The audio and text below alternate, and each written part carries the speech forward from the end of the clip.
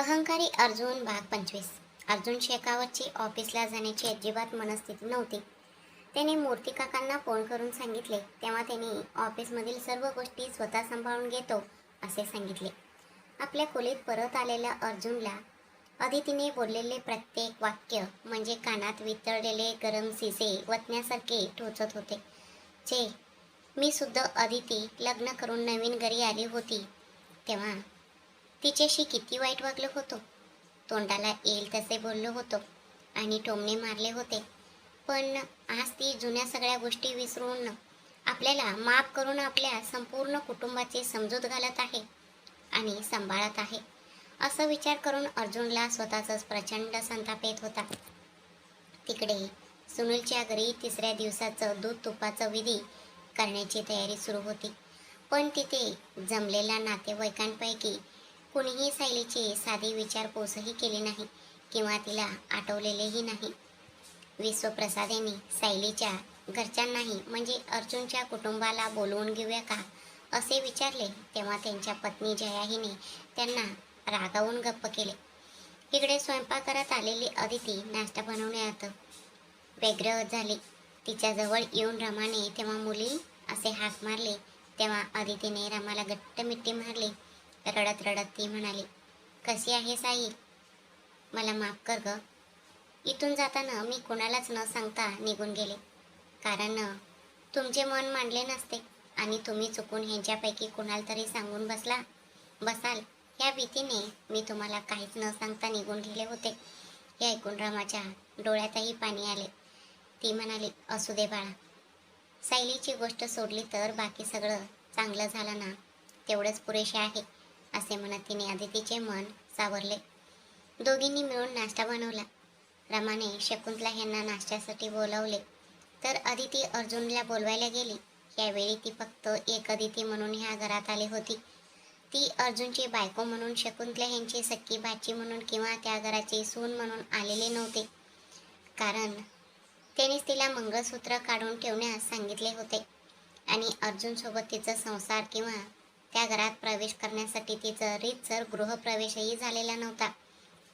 अर्जुन शेकावतच्या खोलीचा दरवाजा ठोठावून ती आत आली तेव्हा तिला अर्जुन बिनबॅगवर बसून कोणत्या तरी खोल विचारात बुडलेला दिसला. त्याला पाहून ती हळूच त्याच्याजवळ आली आणि म्हणाली, सर. पण त्याच्याकडून काहीच उत्तर न आल्यामुळे तिने त्याच्या कांद्याला धरून त्याला हलवले. तेव्हा बाणावर येत तो म्हणाला, बोला दिती. सर, नाश्ता तयार आहे, चला नाश्ता करून घ्या. आत्यासुद्धा तुमची वाट पाहत आहेत, तिने सांगितले. हे ऐकून तो उभा राहिला आणि त्याने अदितीचे दोन्ही हात आपल्या हातात घेतले. अदिती, आय एम सॉरी, तो म्हणाला.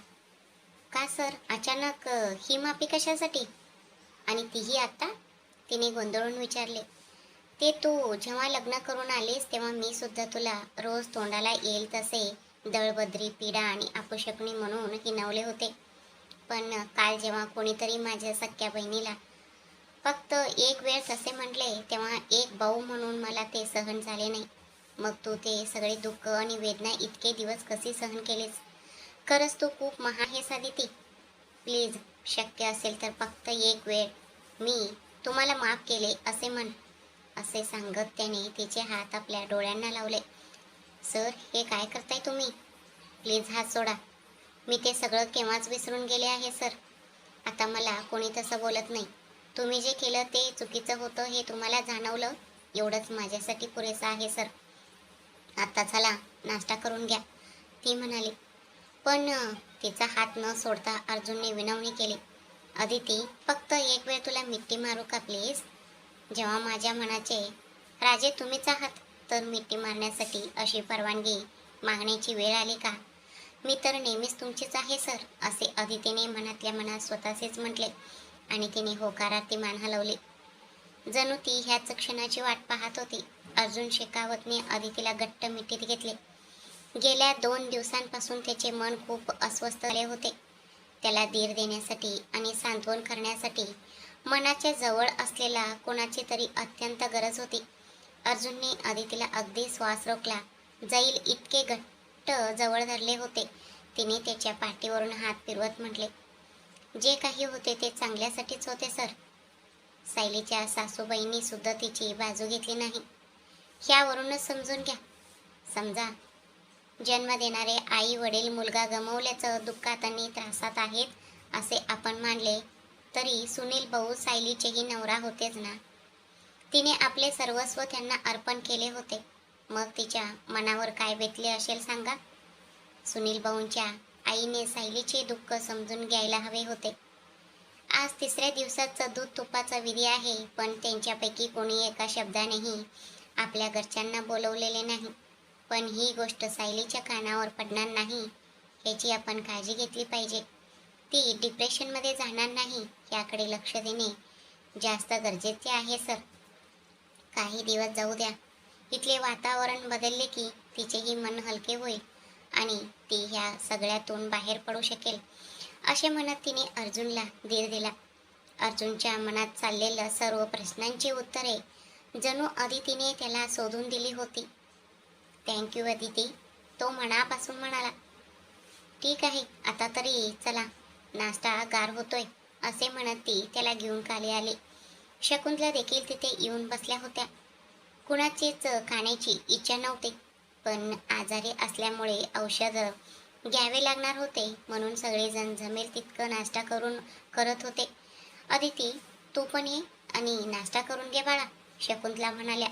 हो आत्या, तुमचे सगळे झाले की मी बसते, अदिती म्हणाली. तेव्हा अर्जुनने तिचा हात धरला आणि तिला आपल्या शेजारच्या खुर्चीवर बसवले.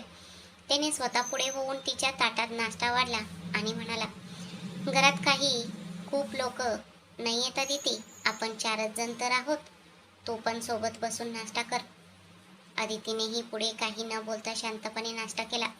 सगळ्यांचा नाश्ता झाल्यानंतर दुपारच्या वेळेस तिने चहा बनवली आणि ब्रेडचे 4 तुकडे ड्राय रोस्ट करून ती सायलीच्या खोलीत गेली. सायली देखील त्याच वेळी नुकतीच उठून वॉशरूममधून बाहेर येऊन बसली होती. सायली, आता कसं वाटतंय? ताप उतरलं का? तिने विचारले. तेव्हा अदितीला घट्ट मिठी मारून सायली म्हणाली, मला सुनील यांना विसरणे शक्य होत नाहीये अदिती. किती गोड बोलायचे ते. मी इकडे राहूनही दिवसातून किमान एकदा तरी ते मला फोन करायचे आणि आम्ही तासनतास बोलायचो. आयुष्यात काहीतरी करून दाखवण्याची जिद्द माझ्या नवऱ्यानेच माझ्या मनात निर्माण केली होती. आता तेच माझ्यासोबत नसतील तर मी काहीतरी मिळवून तरी काय फायदा, असे म्हणत ती रडू लागली. तिचे अश्रू पुसत अदिती म्हणाली, सायली, तुला तुझ्या नवऱ्याचे स्वप्न पूर्ण करावेच लागेल, तरच त्यांच्या आत्म्याला खरी शांती मिळेल. तुला आयुष्यात काहीतरी मोठी कामगिरी करून दाखवावीच लागेल. त्यासाठी तुला जी काही मदत लागेल ती करायला मी नेहमी तयार आहे सायली. आधी हे ब्रेड का आणि चहा पी, असे सांगत तिने स्वतः ब्रेड चहामध्ये बुडवून तिला भरवला. तेव्हा सायलीने पुढे काही न बोलता तो खाल्ला. आदितीच्या बोलण्याने तिच्या मनाला थोडा धीर मिळाला होता. खोलीच्या आडोशाला उभे राहून या दोघींचे बोलणे ऐकणाऱ्या आई आणि मुलाचे म्हणजे शकुंतला आणि अर्जुन शेखावतचे मन थोडे हलके झाले. माझ्या भावाचे आणि वहिनीचेच संस्कार आणि गुण घेऊन माझी सून ह्या घरात आली आहे असं शकुंतला यांना मनातून अभिमान वाटला. दिवस सरत गेले आणि आता काही आठवडे उलटून गेले होते. सायली जी आधी खोली बाहेरही पडत नव्हती, ती आता बाहेर येऊन सगळ्यांसोबत बसू लागली होती. पण तिचे बोलणे मात्र खूप कमी झाले होते. अर्जुन देखील आपल्या ज्वेलरी शोरूमचे उद्घाटन पुढे ढकलत चालला होता. अदितीने निवडलेले हिऱ्यांचे दागिने आधीच बंगळूरला येऊन पोचले होते. अदिती आणि अर्जुन मात्र अजूनही वेगवेगळ्या खोल्यांमध्ये झोपत होते.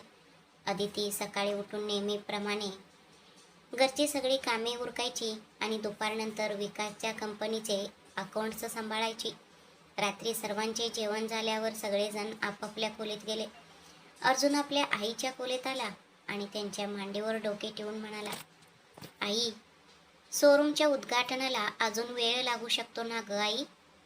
बिचारी सायली, तिच्याकडे पाहिले की मन अगदी हेलावून जाते. तिने स्वतः इतक्या सुंदर डिझाईन केलेले दागिने पाहून तिने खुश व्हायला हवे होते, पण ती अशी शांत आणि मूक बनून बसली आहे. हो रे बाबा, पण तिचे मन हलके करण्यासाठी आपण काय करू शकतो सांगा? आपण जेवढा प्रयत्न करत आहोत त्यापेक्षा जास्त काळजी अदिती तिची घेत आहे.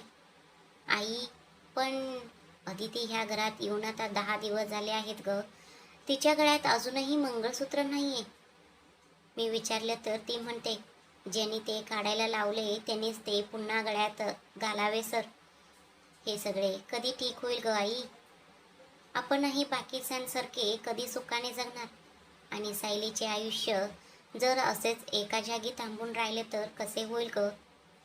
खरंच आज बाबा असायला हवे होते आई. त्यांनी सगळी परिस्थिती अगदी सहज सांभाळली असती. पण आज मला जी जबाबदारी सांभाळायची होती ती सगळी जबाबदारी अदिती एकटी सांभाळत आहे. म्हणूनच मला वाटते की वडिलांनी माझ्यासाठी अदितीची निवड करून अगदी योग्य निर्णय घेतला होता. अर्जुन सांगत होता.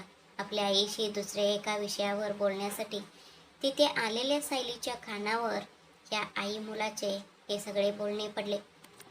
हे ऐकून तिने मनाशी काहीतरी पक्का निर्णय घेतला आणि ती तिथून शांतपणे निघून गेली. आपल्या खोलीत आलेल्या सायलीने आपल्या जवळ असलेला सुनीलचा फोटो पाहिला आणि ती म्हणाली, माझ्यामुळे सगळ्यांनाच त्रास होतोय सुनील. वहिनी किती दिवसानंतर ह्या घरात परत आले आहेत, पण तरीही ते दोघे एकमेकांपासून लांबच राहत आहेत. माझे आणि तुमचे प्रेम कदाचित परिस्थितीमुळे झाले असेल, पण लग्नानंतर मी तुमच्यावर जीवापाड प्रेम केले होते सुनील. पण मला खात्री आहे की इथून पुढे माझ्या प्रत्येक पावलावर तुम्ही माझ्यासोबत असाल. आता मी घरात सर्वांशी मिळून मिसळून राहण्याचा प्रयत्न करेन. सुनीलच्या फोटोकडे पाहत असे बोलता बोलता ती तशीच झोपेच्या अधीन झाली. तिकडे आपल्या मुलाचे बोलणे ऐकल्यानंतर शकुंतला यांना त्या काळी आपण केलेल्या चुकांची आठवण झाली. त्यामुळे अदिती समोर जाण्याचीही त्यांची हिंमत होत नव्हती. आता ती माझ्या स्वतःच्या सख्या भावाची मुलगी आहे हे ठाऊक असताना मी तिच्यावर हक्काने प्रेम कसे दाखवू आणि तिला अर्जुनसोबत संसार कर असे कोणत्या तोंडाने सांगू? तिच्या समोर उभे राहून हे बोलण्याची माझ्यात हिंमतच नाही असे म्हणत त्या मनातल्या मनात खूप कचल्या. पण तरीही मला माझ्या मुलाचे आयुष्य सुधारावेच लागेल असं विचार करून त्या म्हणाल्या, ठीक आहे अर्जुन, ह्या विषयावर मी स्वतः तिच्याशी बोलेन. अर्जुन आपल्या खोलीत जाण्यापूर्वी अदिती ज्या खोलीत होती तिथे आला. तिने खोलीचा दरवाजा लॉक केला नव्हता. अदिती गाढ झोपली होती. खिडकीतून येणाऱ्या रस्त्यावरील स्ट्रीट लाईट प्रकाशात ती एखाद्या उमललेल्या सकाळच्या मोगऱ्यासारखी सुंदर दिसत होती. तो तिच्या अगदी जवळ आला आणि तो बेडच्या कोपऱ्यावर बसला आणि फक्त तिच्याकडेच पाहत राहिला. किती गोड आहेस ग तू. असं वाटतं की रात्रभर तुला असंच पाहत बसावं. माझी लाडकी बायको. पण प्रत्येक गोष्टीची एक वेळ यावी लागते. फक्त एक वेळ माझ्या प्रेमाचा स्वीकार कर आणि माझ्या आयुष्यात कायमची पाऊल ठेव.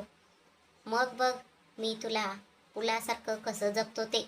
असे पुटपुटत त्याने तिच्या कपाळावर स्पर्श न करता हळवा चुंबन घेतले. तिच्या अंगावर रगनीट ओढली आणि तो आपल्या खोलीत निघून गेला. अर्जुन गेल्यानंतर अदितीने हळूच डोळे उघडले. तिच्या डोळ्यातून अश्रू वाहून गालावर आले. माझ्या गळ्यात पुन्हा तुमचं मंगळसूत्र पडत नाही तोपर्यंत मी तुमच्या खोलीत येणार नाही अर्जुन सर. मी अजूनही तुमच्यावर जीवापाड प्रेम करते.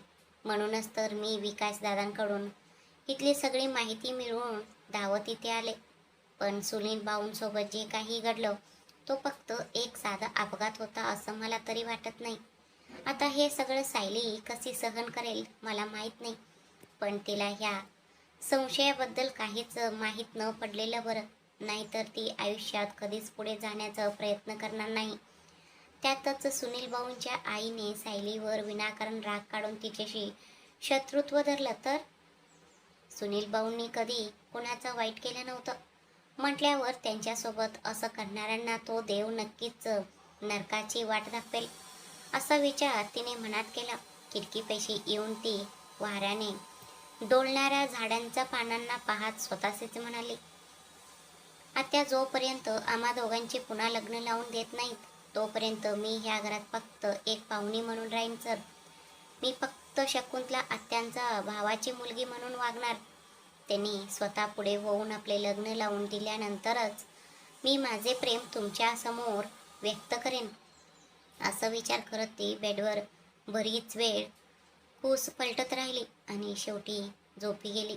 दुसऱ्या दिवशी सकाळी सगळेजण तयार होऊन नाश्त्यासाठी आले तेव्हा विकास एका अनोळखी व्यक्तीला सोबत घेऊन अर्जुन शेखावतच्या घरी आला. त्या व्यक्तीला पाहताच शकुंतला म्हणाल्या, दादा, आता कशी आहे तुझी तब्येत? तू पूर्ण बरा झालास का? त्या आलेल्या व्यक्तीला पाहून अदिती आणि सायली ह्या दोघींना काही समजेना की हे नक्की कोण आहेत. तितक्यात तिथे आलेला अर्जुनने हाक मारली, ये विकास ये. विकासने गुड मॉर्निंग बास म्हणत त्याला मिठी मारून शुभेच्छा दिल्या. अर्जुननेही त्याच्या खांद्यावर हात ठेवत म्हटले, अरे विकास, हे बॉस वगैरे बोलू नकोस, मला थेट अर्जुन म्हणून हाक मारत जा ना. त्यावर विश्वास म्हणाला, नाही नाही, बिझनेसच्या क्षेत्रात तुम्ही आम्हा सगळ्यांसाठी एक आदर्श आहात सर. त्यातच माझी बहीण तुमच्यापासून दूर गेल्यानंतर तुम्ही एक सेकंदही वाया न घालवता काम केलं आणि ह्या वर्षीचं best youth business icon award नाव आणि पुरस्कार दोन्ही स्वतःच्या नावावर केलेत. म्हणूनच तुम्ही माझ्यासाठी बॉस आहात, तो म्हणाला.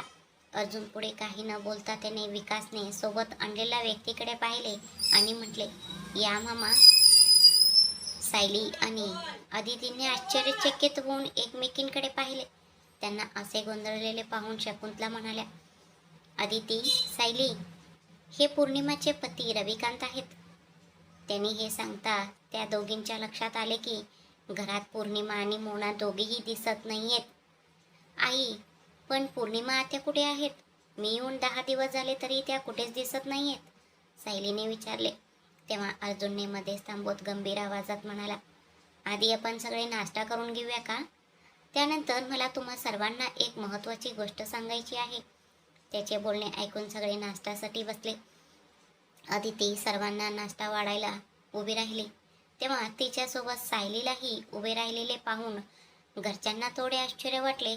तरीही ती आता हळूहळू सामान्य आयुष्याकडे परत येत आहे हे पाहून सगळ्यांना खूप बरे वाटले. अदितीने सर्वांना इडल्या वाढल्या तर सायली सांबार वाढू लागली.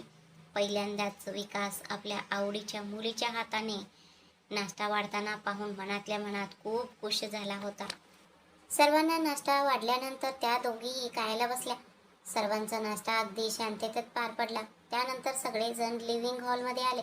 तिथे सर्वांच्या चेहऱ्याकडे पाहत अर्जुन म्हणाला, अदिती, सायली, मगाशी आईने सांगितल्याप्रमाणे हे रविकांत मामा आहेत, पौर्णिमा त्याचे पती. ते इटलीमध्ये स्वतःचा बिझनेस करत होते, पण त्या आई लेकीला पैशांचा प्रचंड हावरेपणा होता. म्हणूनच आपली आई श्रीमंत झाल्याचे समजताच त्या बोलवल्या लगेच इथे आल्या. त्या केवळ इथे आल्या नाहीत तर त्यांनी मामांकडे संपत्तीची मागणी करत वाद घातला होता. मामांनी मालमत्ता देण्यास नकार दिला म्हणून त्यांनी मामांच्या डोक्यावर गंभीर वार केला आणि तिथून पळ काढून थेट इंडियात आल्या. मामांना आधीच बीपी आणि शुगर असल्यामुळे त्यांची जखम लवकर भरून आली नाही आणि औषधोपचारालाही शरीराने लवकर प्रतिसाद दिला नाही. त्यामुळेच ते इतके महिने कोमात गेले होते. कोमातून बाहेर आल्या त्यांनी माझ्याशी संपर्क साधला आणि काही महत्त्वाच्या गोष्टी सांगितल्या. रविकांत मामांनी पुढे सांगायला सुरुवात केली, शकुंतला, तुझ्या पतीचा मृत्यू हा अपघाती नव्हता ग. तो त्या आई लेकीने मिळून रचलेला एक भयानक कट होता. हे ऐकताच शकुंतला ह्यांचं छातीत जणू धस्स झाले. शेजारीच बसलेल्या अदितीने त्यांचा हात घट्ट धरला आणि म्हणाले, आत्या, स्वतःला सावरा. असे म्हणत तिने त्यांना पाणी पाजले आणि त्यांची पाठ थोपटली. दादा, तू हे काय बोलत आहेस? माझे पती त्या फसवणूक करणाऱ्या मॅनेजरचा शोध घेण्यासाठी गेले होते आणि तिथून परत येत असताना त्यांचा अपघात झाला होता ना. त्यानंतर हॉस्पिटलमध्ये दाखल केल्यावर त्यांना हृदयविकारचा झटका आला होता, तेच खरे ना? शकुंतलाने रडत रडत विचारले. रविकांत मामा पुढे म्हणाले, ते जितके खरे आहे त्याच्या मागे तितकेच मोठे कट कारस्थान आणि सत्य लपलेले आहे. शकुंतला, तुझ्या पतीची फसवणूक करणारा तो मॅनेजर दुसरा कोणी नसून पौर्णिमाच्या मोठ्या काकांचा मुलगा आहे. म्हणजे नात्याने तिच्या भाऊ लागतो. स्वतःची कंपनी मोठी करण्यासाठी ते तुमच्या कंपनीचे बिझनेस सिक्रेट्स चोरून वापरत होते. त्या दिवशी तुझ्या पतीने तुझ्याकडून एक वचन घेतले होते का, की अर्जुनचे लग्न मोनिका सोबतच लावून द्यायचे? रविकांत मामाने विचारले. तेव्हा त्या दिवशी घडलेला प्रसंग आठवून शकुंतला म्हणाल्या, नाही दादा, त्याने मला फोनवरून हे सांगून वचन घेतले होते. त्यांनी काय केले होते, इथे तुझ्या घराभोवती गुंड तैनात केले होते. तसेच परदेशात शिकत असलेल्या अर्जुनच्या मागेही गुंड लावून त्या दोघांना मारून टाकण्याची धमकी दिली होती. म्हणूनच पौर्णिमा आणि तिच्या भावाने फोनवरून दबाव आणून तुझ्या पतीला तुझ्याकडून ते वचन घ्यायला भाग पाडले होते. रविकांत मामांनी संपूर्ण सत्य उघड केले. इतके सगळे होऊनही तुझ्या पतीने हिंमत हारली नाही. तुझ्याकडूनच वचन घेतल्यानंतर तुला सर्व खरं सांगायचे त्यांनी ठरवले होते. त्याआधीच त्यांनी पौर्णिमाच्या भावाला मॅनेजरच्या पदावरून काढून दुसऱ्या एका व्यक्तीची नेमणूक केली होती. त्यांनी हे सगळे एका जागी बसून केले होते. पण तुझ्या पतीची ही हुशारी त्या लोकांना समजली. म्हणूनच अखिलेश जेव्हा घरी परत येत होते तेव्हा त्यांनी त्यांचा अपघात घडवून आणला. तरीही त्यांच्या वाचण्याची शक्यता होती. पण अशा वेळीही पौर्णिमाने डॉक्टरांच्या कुटुंबाला धमकावून तुझ्या पतीला हॉस्पिटलमध्ये उपचारविना तडफडायला लावले. शेवटच्या क्षणी मला हे सगळे समजले आणि तुला खरं सांगण्यासाठी मी धावत आलो, असे म्हणून रविकांत मामा शांत झाले.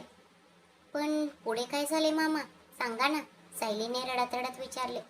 वडिलांचे प्रेम न मिळालेल्या सायलीला आता आपल्या वडिलांबद्दलचे हे भयंकर सत्य पचवणे कठीण जात होते.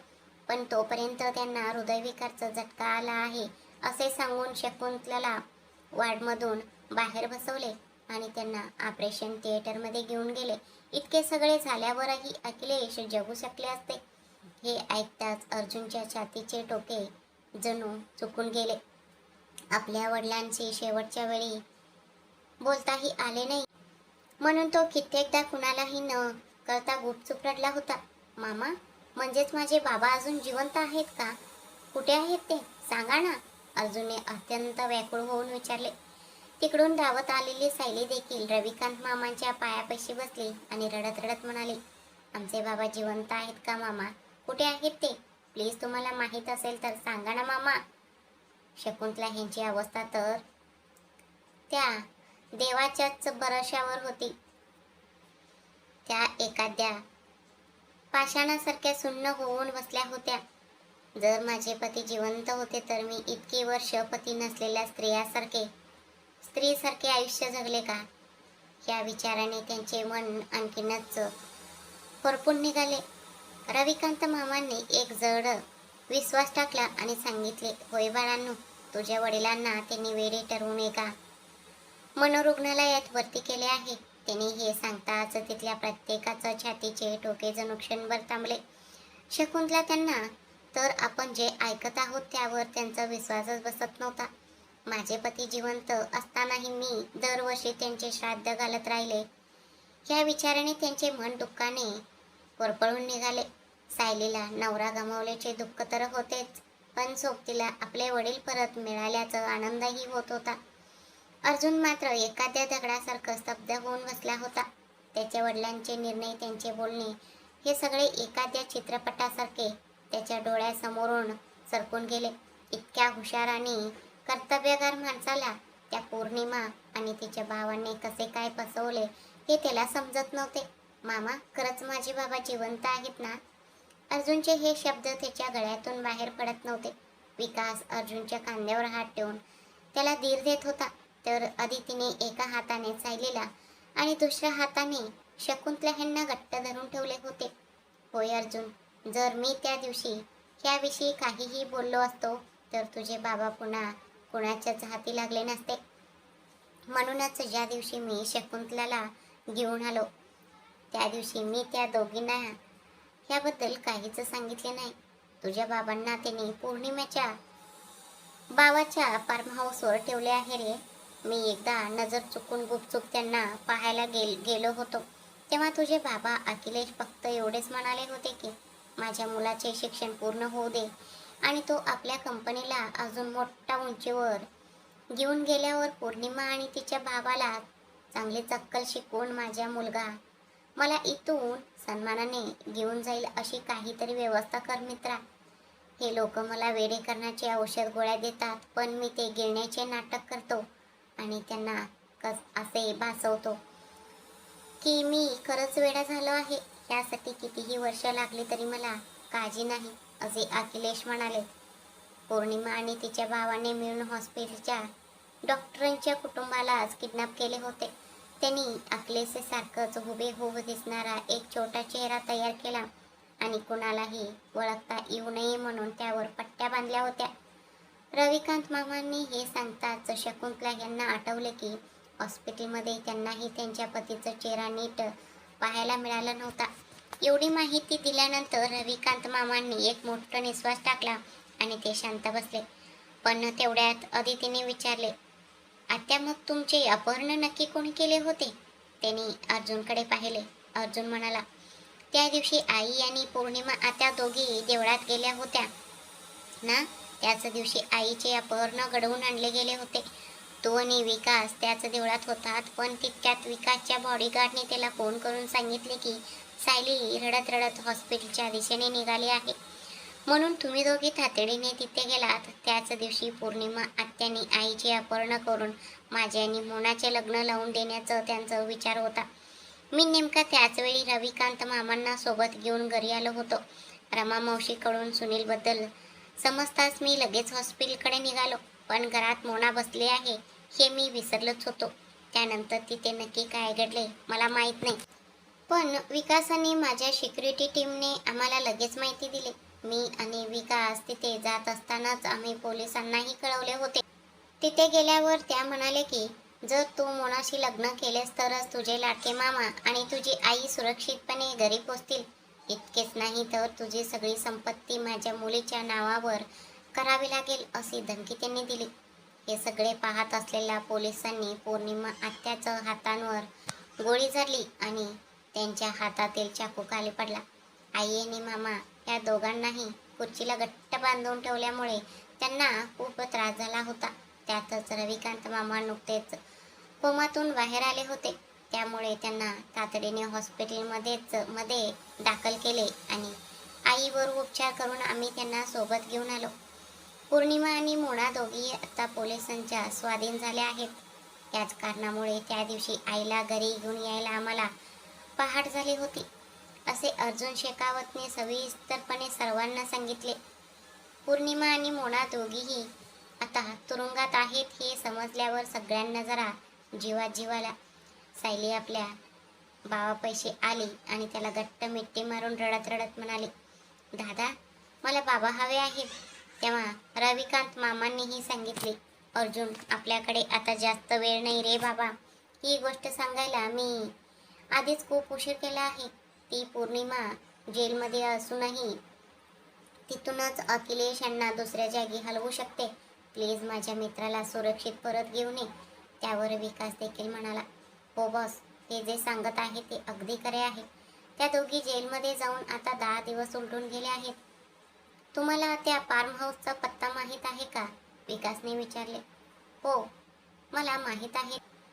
कनकपुरा रोडवर त्याचे हायटेक नावाचे रिसॉर्ट आहे. त्याचे नावच हायटेक आहे. अजूनही तिथे लोक जाऊन एन्जॉय करतात, पण तिथे अखिलेश यांना फक्त एका गुप्त खोलीत डांबून ठेवले आहेत. रविकांत मामांनी माहिती दिली. हे ऐकून अर्जुनने एक प्लॅन आखला आणि विकासला सांगितला, मामा आई तुम्ही दोघे घरीच थांबा, कारण तो माणूस तुम्हा दोघांना नीट ओळखतो, पण आम्ही त्याच्यासाठी नवीन आहोत. कदाचित त्याला आम्ही कोण आहोत हे माहीत असेल, पण आम्ही कसं दिसतो हे माहीत नाही. त्यामुळे आम्ही स्वतः तिथे जाऊ, आमचे काम पत्ते करू आणि बाबांना सोबत घेऊनच घरी परत येऊ. अर्जुनने सायलीचा हात हातात घेतला आणि विचारले, सायली मी सांगतोय तसे करशील का? त्यावर सायली म्हणाली, सांगा दादा. अर्जुनने तिला काहीतरी सांगितले तेव्हा ती थोडा वेळ विचार करत राहिली आणि म्हणाली, बाबा जर ह्या घरात परत येणार असतील तर मी काहीही करायला तयार आहे दादा. ठीक आहे, मग तू पटकन तयार हो. आज संध्याकाळीच आपण निघूया. अर्जुन म्हणाला, आदिती तू माझ्यासोबत चल. रविकांत मामा, चला तुम्ही आधी आराम करा, असे सांगून त्याने त्यांना खोलीत सोडले. विकास तू माझ्या खोलीच्या शेजारच्या खोलीत थांब, असे म्हणत त्याने विकासला खोली दाखवले. त्यानंतर त्याने रमाला आईची काळजी घेण्यास सांगितले आणि तो स्वतःच्या खोलीत गेला. त्याच्या पाठोपाठ आदिती ही खोलीत गेली. सर, का बोलवले, तिने विचारले. तो तिच्या जवळ आला आणि त्याने तिला घट्ट मिठी मारली. त्याच्या मनातील दुःख आणि आनंद तो कुणाजवळही व्यक्त करू शकत नव्हता. आजवर सर्वांना धीर देणाऱ्या अर्जुनला सावरणारी फक्त त्याची पत्नीच होती. अदितीचेही मगाशी झालेले बोलणे ऐकून डोके सुन्न झाले होते. त्यामुळे काहीही न बोलता ती सुद्धा अर्जुनच्या पाठीवरून हात फिरवत राहिली. बराच वेळ तसंच गेल्यावर तो तिच्यापासून थोडा बाजूला झाला आणि म्हणाला, सॉरी अदिती, आणि त्याने आपला प्लॅन सांगितला. अदितीनेही त्याला होकार दिला. तुरुंगात कडी फोडत असलेल्या त्या आई लेकीला मिळालेली शिक्षा तशी कमीच होती. अर्जुन शेखावत आणि विकासने आपल्या पॉवरचा वापर करून पौर्णिमा आणि मोनाला 15 वर्षाची शिक्षा होईल अशा प्रकारे सर्व पुरावे सादर केले होते. त्यातच रविकांत मामांनी इटलीमध्ये त्यांच्यावर झालेल्या खुनाच्या प्रयत्नाची तक्रार दिली होती. तीही याच केसमध्ये जोडली गेल्यामुळे आणखी 5 वर्षाची शिक्षा वाढली होती. त्यामुळे त्यांना आता 19 वर्षे जेलमध्येच काढावी लागणार होती. तुरुंगात आल्यापासून त्या दोघी सतत पौर्णिमाच्या भावाला फोन लावण्याचा प्रयत्न करत होत्या, पण त्यांच्या नशिबाने त्याचा फोन अजिबात लागत नव्हता. रोज फोन करायचा, तो न लागल्याने रागवायचे आणि गप्प बसायचे. एवढाच उद्योग आता त्यांच्याकडे उरला होता. त्याच दिवशी संध्याकाळी विकासने आधी ठरवलेला प्लॅनप्रमाणे 2 कपल्स रूम बुक केले. आदिती आणि अर्जुन एका जोडप्याच्या रूपात निघाले, तर विकास आणि सायली दुसऱ्या जोडप्याच्या रूपात बाहेर पडले. आपण तिथे अनोळखी लोकांसारखे वागायचे असे त्यांनी आधीच ठरवून घेतले होते. शकुंतला, रविकांत मामा आणि रमा यांना कल्पना देऊन अर्जुन आणि आदिती एका कारमधून निघाले, तर विकास आणि सायली दोघे दुसऱ्या कारमधून हायटेक रिसॉर्टच्या दिशेने रवाना झाले. तर मग रविकांत मामांनी सांगितल्याप्रमाणे त्याच रिसॉर्टमध्ये अखिलेश सापडतील का, की पौर्णिमाच्या भावाने त्यांना आधीच दुसऱ्या कोणत्या तरी ठिकाणी हलवले असेल. अर्जुनने जेव्हा सायलीला त्याचा प्लॅन सांगितला होता, तेव्हा तिने थोडा वेळ विचार करून विकाससोबत कपल म्हणून रिसॉर्टमध्ये येण्यास होकार दिला होता. कारमध्ये आदिती अगदी शांत बसली होती. मनात बोलण्यासाठी हजारो गोष्टी असल्या तरी अर्जुनशी बोलताना तिला का कोण जाणे खूप संकोच वाटत होता.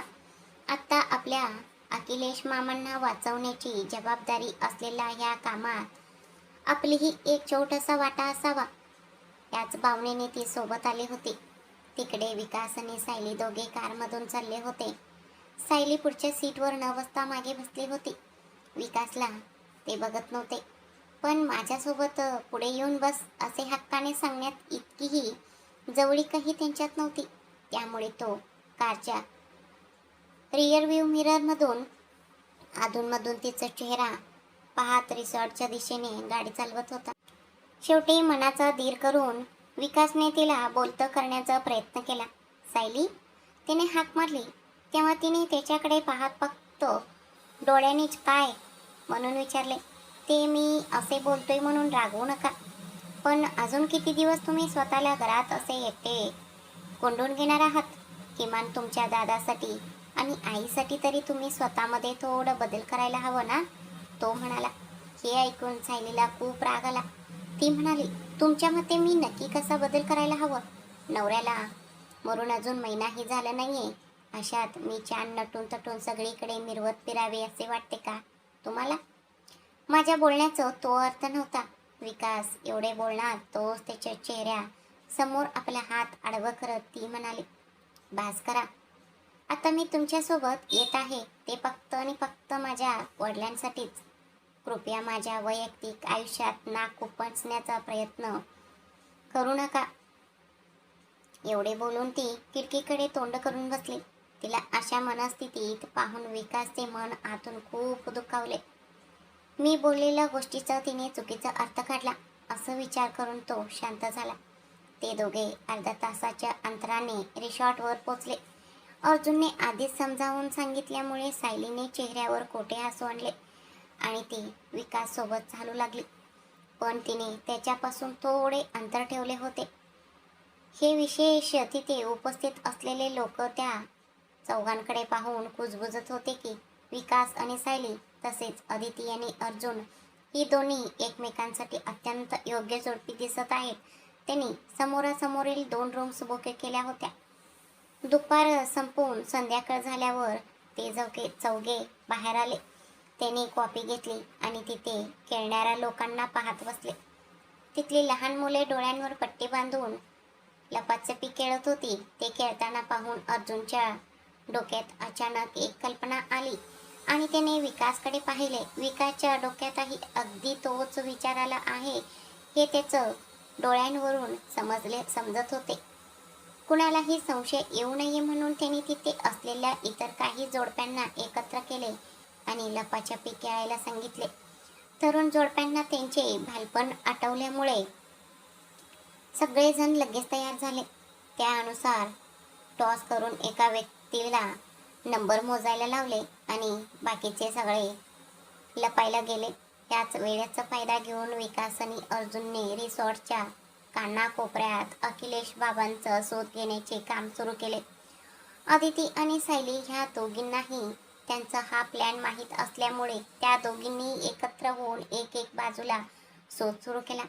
बाकीची जोडपी खेळण्यात आणि मौज मजा करण्यात दंग होती, तर हे 4 जण मात्र गुप्तपणे शोध घेत होते. रिसॉर्टपासून साधारण 1 किलोमीटर अंतरावर एक छोटी खोली दिसताच अर्जुन आणि विकास दोघे तिथे पोचले. संध्याकाळची वेळ असून अंधार पडू लागल्यामुळे तिथे कोणीच नव्हते. विकास एका बाजूने आला तर अर्जुन दुसऱ्या बाजूने घराच्या मुख्य दरवाजापाशी पोचला. पण दरवाजाला कुलूप लावलेले होते. बॉस, कुलूप लावले आहे. कुलूप तोडून आत गेलो तर कदाचित काहीतरी पत्ता मिळू शकतो, विकास म्हणाला. हे ऐकून अर्जुनने त्याच्या स्यूटच्या सॉक्समध्ये लपून ठेवलेली बंदूक बाहेर काढली आणि त्या बंदुकीला सायलेन्सर लावून त्याने नेम धरून कुलूप उडवले. त्यांनी घराच्या आत पाहिले तेव्हा ते एक अगदी चौटेशे घर होते. तिथे फक्त एक हॉल आणि एक वॉशरूम होते, पण तिथे रूम खूप सामान कोंबून भरले होते. बॉस, इथे कोणीच नाहीये. हे गोदामासारखे सामान ठेवण्यासाठी वापरतात वाटतं, विकास म्हणाला. पण अर्जुनला त्याचे बाबा ह्याच ठिकाणी असणार अशी आतून पक्की खात्री वाटत होती. तो म्हणाला, शोध विकास, नीट शोध. ते दोघे मिळून शोधत असतानाच कुणाच्या तरी विवळण्याचा आवाज अर्जुनला स्पष्ट ऐकू आला. विकासलाही तो आवाज ऐकू आला आणि त्याने तसे अर्जुनला सांगितले. अर्जुन म्हणाला, माझे मन मला सारखे सांगते आहे विकास, बाबा इथेच आहेत. असे म्हणून त्या दोघांनी अजून वेगाने शोधायला सुरुवात केली. एका कोपऱ्यात अत्यंत केविलवाण्या अवस्थेत बसलेल्या एका व्यक्तीवर अर्जुनची नजर पडली आणि त्याने त्याच्या कपड्यांकडे व वेशाकडे पाहिले. चेहऱ्यावर नाक आणि डोळे सोडले तर काहीच दिसत नव्हते. संपूर्ण चेहऱ्यावर दाढी वाढलेली होती. त्याचे हात आणि पाय घट्ट बांधलेले होते. पाणी पाणी असे म्हणत असताना अर्जुनने आपल्या वडिलांचा आवाज ओळखला. तो मोठ्याने ओरडला, विकास, पटकन इकडे ये. त्याने आपल्या वडिलांना तातडीने उचलले आणि तो तिथून बाहेर पडू लागला. पण विकासने अर्जुनला थांबवले आणि म्हणाला, बॉस, आता जर कुणाला संशय आला तर अडचण होईल. मी कार घेऊन मागच्या गेटपाशी येतो. तुम्ही बाबांना थेट हॉस्पिटलमध्ये घेऊन चला. ऑफिसचे काहीतरी तातडीचे काम निघाल्यामुळे तुम्ही अचानक निघून गेलात असे आपण आदितीला सांगू शकतो. मी आणि तुमची बहीण नेहमीच्या जोडप्यासारखे उद्या सकाळी नाश्ता आटपून घरी परत येऊ, विकास म्हणाला. तेव्हा अर्जुननेही त्याचं बोलण्याला मान्यता दिली. विकास जेव्हा अर्जुनच्या कारची चावी घेऊन येत होता तेव्हा त्याला अदिती आणि सायली रिसॉर्टच्या कानाकोपऱ्यात शोध घेताना दिसल्या. तो त्या दोघींच्या जवळ आला आणि म्हणाला, मला वाटतं ते इथे रिसॉर्टमध्ये नाही आहेत. आम्ही सगळीकडे शोध घेतला, पण इथून 1 किलोमीटर अंतरावर एक छोटे घर आहे. तिथे रात्री सगळे झोपल्यावर आम्ही जाऊन शोधू. त्यावर सायली म्हणाली, आम्ही पण सोबत येतो. नको, तुम्हा दोघींना काही धोका झालं तर? ते सापडताच आम्ही तुम्हाला ताबडतोब कळवू. जितक्या लवकर होईल तितक्या लवकर आपण इथून बाहेर पडूया, असे सांगत तो पुढे म्हणाला, अर्जुन बॉसना ऑफिसमध्ये काहीतरी तातडीची मीटिंग आली आहे, म्हणूनच त्यांनी कार मागच्या गेटवर आणायला सांगितले आहे. मी चाललो. तुम्ही दोघी जास्तीत जास्त लोकांमध्ये राहण्याचा प्रयत्न करा, नाहीतर कुणाला संशय आला तर अडचण होईल, असे म्हणत तो त्यांना खेळ सुरू असलेल्या ठिकाणी सोडून कार घेऊन मागच्या गेटकडे गेला. अर्जुनने आपल्या बाबांना कारच्या मागच्या सीटवर बसवले आणि विकासचे आभार मानून त्याने कार ड्राईव्ह करून तो हॉस्पिटलच्या दिशेने निघाला. त्याच्या एक डॉक्टर मित्र असल्यामुळे त्याने त्याला आधीच सर्व कल्पना दिली होती. त्यानंतर अर्जुन पुन्हा रिसॉर्टवर आला. अदितीसोबत थोडा वेळ थांबला आणि महत्त्वाची मीटिंग आहे असे भासवून त्याने स्वतःचे बुक केलेले रूम कॅन्सल केले. तो अदितीला सोबत घेऊन मेन डोअर पासूनच बाहेर पडला. दुसरीकडे विकास रिसॉर्टच्या सिक्युरिटी रूममध्ये गेला. त्याने तिथल्या कर्मचाऱ्यांना पैसे दिले आणि मागच्या गेटचे सर्व CCTV फुटेज डिलीट करून तिथल्या कॅमेरा तोडून टाकला, जेणेकरून पाहणाऱ्यांना तो कॅमेरा आधीच खराब झाला होता असे वाटावे. त्यानंतर तो सायलीजवळ आला. सायलीने त्याला विचारले, माझी अदिती कुठे आहे? विकास म्हणाला, बॉस आले होते आणि तिला सोबत घेऊन गेले. त्यांनी मला मेसेज केला आहे की तू उद्या सकाळी ये. कपल म्हणून आलेल्या व्यक्तीने अशा वेळी तातडीचे काम आहे म्हणून आपल्या पत्नीला सोडून जाणे संशयास्पद वाटू शकते, म्हणूनच बॉसने अदितीला सोबत नेले असावे, हे विकासने तातडीने ओळखले. रात्र झाल्यामुळे तो सायलीला म्हणाला, चला आपण जेवण करूया. सायलीला जोपर्यंत ती तिच्या वडिलांना पाहत नाही तोपर्यंत मनाला शांतता लाभणार नव्हती, पण आता भुकेमुळे जीव व्याकुळ झाल्यामुळे ती पुढे काहीही न बोलता जेवणासाठी निघाली. तुम्ही पण चला जेवण करून घ्या, असे प्रेमाने म्हणाली असती तर काय बिघडले असते? विकास मनातल्या मनात स्वतःचेच पुटपुटला, पण तिची मनस्थिती आणि दुःख त्याला ठाऊक असल्यामुळे तो शांत राहिला आणि तिच्या पाठोपाठ गेला. दोघांनीही अगदी शांतपणे आपले जेवण उरकले आणि ते आपल्या रूमच्या दिशेने परतले. सायलीला आता खूप संकोच आणि अवघडल्यासारखे वाटू लागले होते. तिचा भाऊ ज्या खोलीत थांबला होता ती खोली त्याने आधीच कॅन्सल केल्यामुळे तिथे आता दुसरेच कोणीतरी राहायला आले होते. आता मला विकाससोबत एकाच खोलीत राहावे लागणार का? त्या विचाराने त्याच्यासमोर थांबायला ती संकोचत होती. तुम्ही थोडा वेळ बाहेर थांबाल का? मला कपडे बदलायचे आहेत. दुसरीकडे पाहत ती कशीबशी म्हणाली. तिच्याकडे पाहत विकासने होकारार्थी मन हलवले आणि तो तिथून गेला. दुसरीकडे कारमध्ये, सर तुम्ही अचानक रूम कॅन्सल करून असे घाईघाईने परत का आलात? तेही एवढ्या तातडीने? अदितीने काळजीने अर्जुनला विचारले. का मॅडम, तुम्हाला माझ्यासोबत वेळ घालवण्याची इच्छा झाली का? अर्जुनने जेव्हा तिला असे चिडवले तेव्हा नक्की काय बोलावे हे अदितीला सुचेना. तसं नाही, असे म्हणत ती पुढे काहीतरी सांगणार तितक्यात अर्जुनने तिचा हात हातात घेतला आणि म्हणाला, माझे बाबा सापडले आहेत अदिती. काय? तुम्ही खरं बोलताय ना? अदितीने जणू विश्वास न बसल्यासारखे विचारले. हो अदिती, माझे बाबा सापडले, असे म्हणत तिने तिथल्या संपूर्ण प्रसंग तिला सविस्तर सांगितला. तो पुढे म्हणाला, तिथे कोणालाही संशय येऊ नये म्हणून आधी बाबांना हॉस्पिटलमध्ये दाखल केले आणि मग तुला परत घरी घेऊन जाण्यासाठी मी रिसॉर्टवर आलो होतो. आदितीला हे ऐकून खूप आनंद झाला. तिच्या डोळ्यात आनंदाश्रू आले. ती म्हणाली, शेवटी सगळं चांगलंच झालं, पण आपण सायलीला ह्याबद्दल काहीच सांगितले नाही. त्यावर अर्जुन म्हणाला, तिने बाबांना अशा केविलवाण्या अवस्थेत पाहिलेले मला नको आहे. आधी डॉक्टरांना त्यांच्यावर उपचार करू दे. त्यांची वाढलेली दाढी आणि केस कापून त्यांना नीटनेटके केले की मगच आपण सायलीला सांगू. हे ऐकून अदितीनेही पोकार दिला. ते दोघे जेव्हा हॉस्पिटलमध्ये पोचले तेव्हा डॉक्टरांनी अखिलेश बाबांवर उपचार सुरू केले होते आणि त्यांची वाढलेली केस दाढी कापून स्वच्छ केली होती. अर्जुन आणि आदित्यने जेव्हा बाबांना त्या रूपात पाहिले तेव्हा त्यांच्या स्वतःच्या डोळ्यांवर विश्वासच बसत नव्हता. अर्जुन तर डोळे विस्फारून त्यांच्याकडे पाहतच राहिला.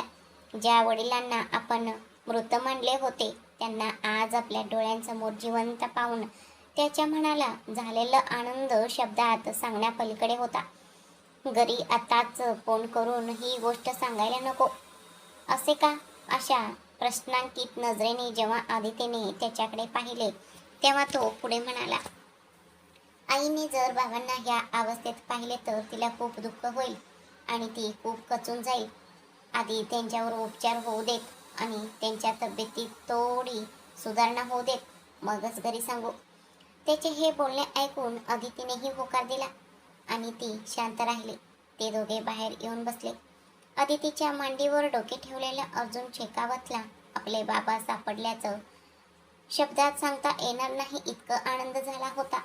अदितीच्या हात हातात घेऊन तो म्हणाला, मला खूप आनंद होतोय अदिती. आता बाबा, आई, मी, तू, सायली आणि रमा मावशी आपण सगळेजण पुन्हा एकत्र आनंदाने राहू शकतो. सर, मला तुमच्याशी एक गोष्ट बोलायची होती. या प्रसंगी हे बोलणे योग्य आहे की अयोग्य हे मला माहीत नाही, पण ते तुम्हाला सांगणे माझे कर्तव्य आहे, अदिती म्हणाली. अर्जुनने तिच्या चेहऱ्याकडे पाहत म्हटले, बोल अदिती, काय झाले? ते विकास दादा खूप वर्षापासून सायलीवर मनापासून प्रेम करत आहेत. हे कधी आणि कसे सुरू झाले हे मला माहीत नाही, पण मी आणि विकास दादा इंडियात आल्यानंतर ते माणसा मम्मींच्या मांडीवर डोके ठेवून रडत होते. ते म्हणाले की मी ज्या मुलीवर प्रेम करतोय ती दुसरी कोणी नसून अर्जुन सर यांची सख्खी बहीण आहे.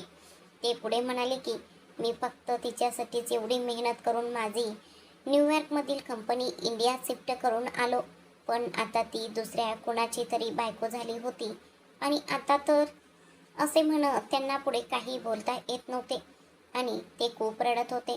सर, जर तुम्ही मनात आणले तर तुम्ही ही गोष्ट योग्य करू शकता, पण मी लगेच असे करायला सांगत नाहीये. तुम्ही एकदा विकास दादाशी याविषयी बोलून बघा. सायलीचे आयुष्यही एका जागी थांबून राहू नये असे मला वाटते. त्यातच विकास दादा स्वभावाने खूपच चांगला माणूस आहे, अदिती म्हणाली.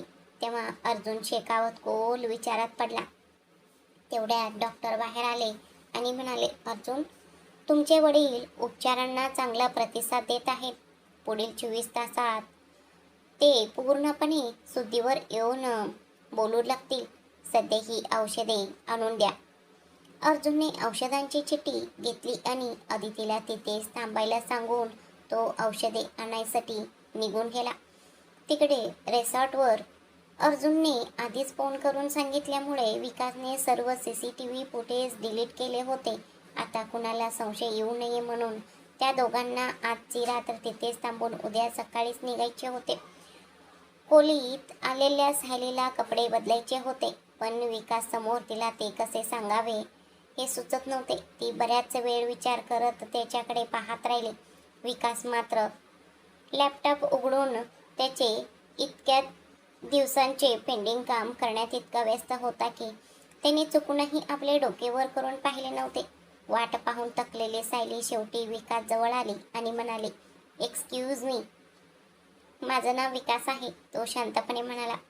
काहीही असो, आपण इथे फक्त माझ्या वडिलांना घेऊन जाण्यासाठी आलो आहोत.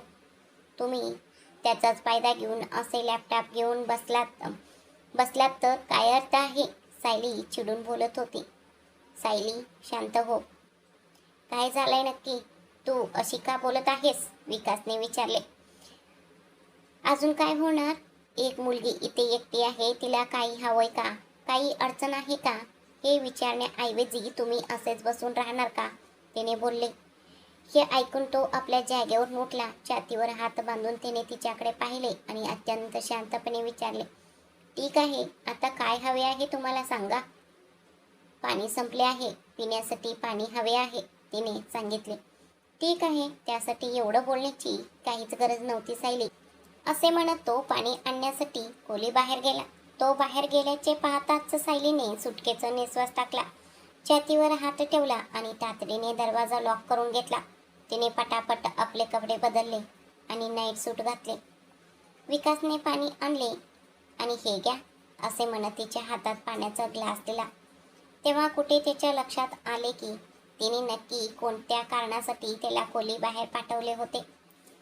तो पुन्हा आपले काम करण्यासाठी निघाला, पण मध्येच थांबून फक्त मान मागे वळवत म्हणाला, हे बघा सायली, मी जरी अनाथ म्हणून लहानाचा मोठं झालो असलो तरी माझ्या मनात स्त्रियांबद्दल प्रचंड आदर आहे. मला ही गोष्टी समजतात. माझी बहीण अदितीने मला स्त्रियांच्या स्वभावातील काही संवेदनशील गोष्टी शिकवल्या आहेत. तुम्हाला कपडे बदलायचे आहेत एवढं सरळ सांगितलं असतं तरी मी स्वतःहून बाहेर गेलो असतो. मी पण एक माणूसच आहे. इथून पुढे काहीही अडचण असेल तर कोणत्याही संकोच न बाळगता थेट सांगत जा, कारण शेवटी मी सुद्धा एका आईच्या गर्भातूनच जन्म घेतला आहे. एवढे बोलून तो बाल्कनीमध्ये आला आणि तिथेच बसून आपले काम करू लागला. सायली बेडवर बसून विकासच्या शब्दांचा मनातल्या मनात विचार करू लागली. मीच जरा जास्त अति वागले का? ते तर आपल्या कामात मदत करण्यासाठी इथे आले आहेत आणि मी त्यांच्याशी असे वागणे कितपत योग्य होते असं विचार करत तिने कुशीवर डोके ठेवले आणि विचार करता करता ती गाढ झोपेच्या अधीन झाली. रिसॉर्टमधील खोली ही कपलसाठी असल्यामुळे तिथला बेड आकाराने फार काही मोठा नव्हता. दोघे जण तिथे झोपले तर त्यांच्यामध्ये केवळ एक कुशी ठेवता येईल एवढीच तिथली जागा होती. आपले काम संपवले आणि अर्जुन शेकावतला फोन केला. अर्जुन म्हणाला, बाबा उपचारांना चांगला प्रतिसाद देत आहेत, त्यामुळे आता घाबरण्यासारखे काहीच नाही. उद्या सकाळी डॉक्टर नक्की काय परिस्थिती आहे ते सांगतील, बघूया. अशा प्रकारे दोघे थोडा वेळ बोलले आणि त्यांनी फोन ठेवला. तो खोलीचा आत आला आणि त्याने बेडकडे पाहिले. सायली अगदी लहान मुलासारखी अंग आकसून शांतपणे झोपली होती. तो बेडवर तिच्या डोक्यापाशी बसला आणि तिच्याकडे पाहू लागला. तिच्या चेहऱ्यावर एक निरागसता होती. सतत पटापट बोलणाऱ्या तिच्या ओठांना आता कुठेतरी विश्रांती मिळाली होती. तिच्याकडे पाहत त्याने तिच्या चेहऱ्यावर आलेले केस अत्यंत नाजूकपणे कानाच्या मागे केले आणि मनातल्या मनात म्हणाला, या गोड चेहऱ्यावर आधी किती कोडकरपणा असायचा. मित्रांसोबत असली की जी मुलगी एक सेकंदही तोंड शांत ठेवत नव्हती ती आज जणू बोलायचेच विसरून गेलीये. तुला ह्या अवस्थेत पाहण्यासाठी मी भारतात शिफ्ट झालो होतो का ग? सायली, जुन्या गोष्टी विसरण्यासाठी तू तुझा वेळ घे, पण प्लीज माझ्याकडे एकदा बघ. मी गेल्या 2 वर्षापासून फक्त तुझीच वाट पाहत आहे. तुझ्या समोर येण्यासाठी योग्य वेळेची वाट पाहत बसलो आणि तिथेच तुला गमावून बसलो. आता तुला पुन्हा मिळवण्याचं उंबरठ्यावर येऊन उभा राहिलोय, पण तू मला पुन्हा मिळशील की नाही हे मला माहीत नाही. माझ्या शेवटच्या श्वासांपर्यंत मी फक्त तुझ्यासाठीच जगेन असे तो स्वतःशीच म्हणाला. पण तिच्या शेजारी झोपायला त्याचे मन ऐकले नाही. ती मला कदाचित वाईट माणूस समजेल या भीतीने त्याने एक उशी आणि एक बेडशीट घेतली आणि तो बाल्कनीमध्ये येऊन खालीच झोपला. दुसरीकडे हॉस्पिटलमध्ये अदिती, तू जे सांगत आहेस ते खरं आहे का? अर्जुन शेकावतने आश्चर्याने विचारले. हो सर, विकासदादांनी फक्त सायलीसाठीच आपली कंपनी इंडियात आणायचा विचार केला होता. ह्यावेळी तुमच्याशी बोलून तिच्याशी लग्न करून इथेच कायमचे राहण्यासाठी तो भारतात आला होता. विकासदादाचे प्रेम सायलीवर आहे हे सुरुवातीला मलाही माहीत नव्हते. सायली इतक्यात लगेच लग्न करणार नाही या विश्वासावर तो तिथे अगदी निर्धास्त होता, पण त्याचा हाच विश्वास त्याच्यासाठी घातकी ठरला. विकास खूप चांगला मुलगा आहे यात शंका नाही, पण सायली अजूनही सुनीलला गमावण्याच्या दुःखात बुडालेली आहे. अशा परिस्थितीत मी तिच्याशी ह्या विषयावर बोलणे कितपत योग्य ठरेल? अर्जुनने आपली चिंता व्यक्त केली. तेव्हा त्याच्या हातात घेत अदिती म्हणाली, आता लगेच नको सर, थोडे दिवस जाऊ द्या. तिचे मन थोडे हलके होऊ दे, मग आपण ह्यावर बोलूया असे म्हणत तिने अर्जुनला एक सुंदर उपाय सांगितला. अर्जुननेही तिच्या त्या उपायाला मान्यता दिली. ते दोघे रात्री उशिरापर्यंत गप्पा मारत बसले होते. बऱ्याच दिवसांपासून नीट झोप न मिळाल्यामुळे अदितीला बसल्या जागीच डोळा लागला आणि तिने अर्जुनच्या खांद्यावर डोके टेकवले. तिला असे जवळ पाहून अर्जुनला खूप आनंद झाला. सर्व संकटांवर मात करून आज तिची हक्काची बायको त्याच्या जवळ परत आली होती. पण तरीही तिला घट्ट मिठी मारून आपले दुःख व्यक्त करण्याची त्याची हिंमत होत नव्हती. तिचे लग्न झाले असूनही तिचे मंगळसूत्र तिच्या गळ्यात नव्हते. हे सगळे शेवटी कुठे जाऊन थांबणार? बाकीच्यांसारखे मी कधी माझी बायको आणि मुलांसोबत सुखाचा संसार करू शकेन, असं विचार करत त्याने अदितीला हळूच जवळ वडले आणि तिच्या खांद्यावर डोके ठेवून तो स्वतःही झोपी गेला. रिसॉर्टमध्ये दुसऱ्या दिवशी सकाळी जेव्हा सायलीला जाग आली तेव्हा मी बेडवर एकटीच झोपली आहे हे तिच्या लक्षात आले. तिने खोलीत आजूबाजूला नजर फिरवली. खोलीच्या बाल्कनीमध्ये विकास खाली झोपलेला असल्याचे पाहून ती विचार करू लागली. याचा अर्थ हे रात्री आत खोलीत झोपायला आलेच नाहीत का? रात्रभर हे असेच बाहेर झोपले होते का? तिला विकासला उठवावेसे वाटत होते, पण पुन्हा तिने स्वतःला आवरले. ती पटकन बाथरूममध्ये जाऊन फ्रेश झाली, छान तयार झाली आणि खोली बाहेर पडण्यासाठी निघाली. तिने बाहेर पाहिले तर सर्व कपल्स नाट्यासाठी एकत्र जात होती. आता मी एकटी कशी जाऊ असं विचार करून ती पुन्हा खोलीत परतली आणि बाल्कनीच्या दिशेने गेली. रात्रभर सायलीचाच विचार करत असल्यामुळे विकासला पहाटेच्या वेळी कुठेतरी गाढ झोप लागली होती. तो अगदी गाढ झोपेत होता. सायली त्याच्या जवळ आली आणि त्याला हलवत म्हणाले, हे बघा विकास, उठा ना. विकासला झोपेत असे वाटले की जणू त्याचे सायलीसोबत लग्न झाले आहे आणि ती त्याला सकाळी चहा कॉफी देण्यासाठी उठवायला आली आहे. तो झोपेतच म्हणाला, सायली प्लीज 1-2 मिनिट ग, असे म्हणत त्याने पूस बदलली. हे पाहून सायलीने कमरेवर हात ठेवला आणि म्हणाले, अहो विकास, उठा ना आता. हे ऐकताच विकासने झोपेतच तिचा हात धरला आणि तिला स्वतःकडे खेचले.